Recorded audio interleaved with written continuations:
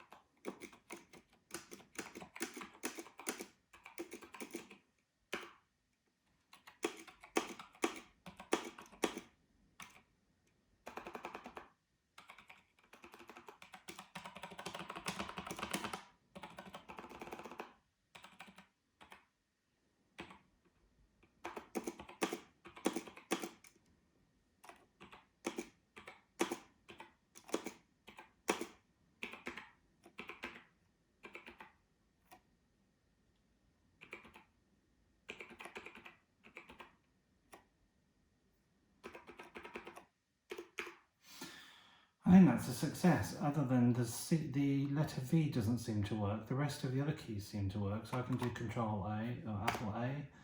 I can do Z, I can do Apple Plus, I can do, yeah. I definitely need the metal bits for under the Shift key, because it does tend to stick a little bit. But aside from that, it appears to be working. And I don't mind touching it now because it's not filthy. But I'd like to know what's the matter with that letter V. I think that's one for another day. Well, thanks for watching. See you in the next one.